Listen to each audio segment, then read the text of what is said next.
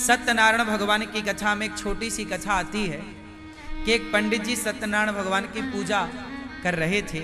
तभी एक लकड़हारा आता है, लकड़ी का गट्ठा बाहर रखता है और पंडित जी से बोलता है, आप क्या कर रहे हैं? बोले, मैंने सत्यनारायण भगवान की कथा की है, ये तू प्रसाद ले। तो वो पंजीरी बांटते हैं पंडित जी और चरणामृत देते हैं। लकड़हारा चरणामृत पंजीरी खाता है और बोलता है, ये क्या था? बोले, ये सत्यनारायण भगवान की आज हमने कथा सुनी है। तो लकड़हारा बोला, क्या मैं भी सुन सकता हूं? पंडित जी बोले, श्योर, क्यों नहीं।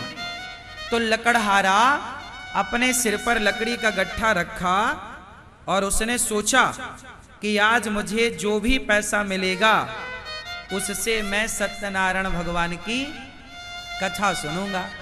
ये कथा सुनी ना आप लोगों ने। उस लकड़हारे ने क्या मन बनाया कि आज जो भी मुझे पैसा मिलेगा उससे मैं सत्यनारायण भगवान की। तो आज उसी कथा में, उसी पुस्तक में ये लिखा है कि आज उसे लकड़ियों के दूने दाम प्राप्त हुए। रोज 4 रुपए की बिकती थी, आज 8 रुपए की बिकी। हाँ या ना? अब बताओ कि आज उसे दूने दाम क्यों मिले? क्योंकि आज उसका उद्देश्य कुछ और था। आज उसका उद्देश्य ये नहीं था कि इस पैसे से मैं पेट भरूंगा, परिवार का मैं खाऊंगा। आज उद्देश्य था कि इस पैसे से मैं प्रभु की सेवा करूंगा। क्या है ये? इस कथा से मैं इस पैसे से समाज की सेवा करूंगा, कथा सुनूंगा। बस पैसा कमाओ मेरे दोस्तों, मेरी मां, मेरे भाइयों, पर उद्देश्य पेट भरना ना रखो, परिवार को पालना ना रखो। पैसा इसलिए कमाओ, हे प्रभु आप हमें इसलिए दीजिए कि हम आपकी और आपके भक्तों की सेवा कर सकें, समाज की सेवा कर सकें। कमाते आप भी हैं पर अपने लिए और अपने परिवार के लिए।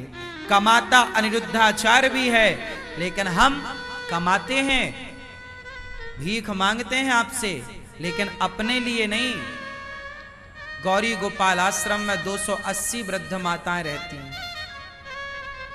उनको रहना, खाना, दवाई सब फ्री। अखंड रसोई चलती है जिसमें 30,000 लोग पर डे भोजन करते हैं। 150 बच्चे पढ़ रहे हैं गौरी गोपाल गुरुकुल में। उन बच्चों के लिए आप अपने बच्चों के लिए कमाते हैं, अपने परिवार के लिए कमाओ, अपना भी पेट भरो, परिवार का भी भरो, पर भाव अपना और परिवार का पेट भरना ना हो।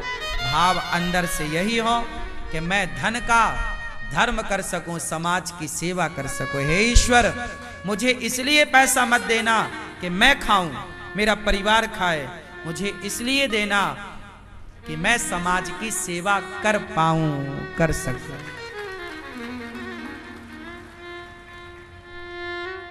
खूब पैसा कमाना चाहिए। भाव होना चाहिए सेवा। सर्वे भवन्तु सुखिनः, सर्वे सन्तु निरामया।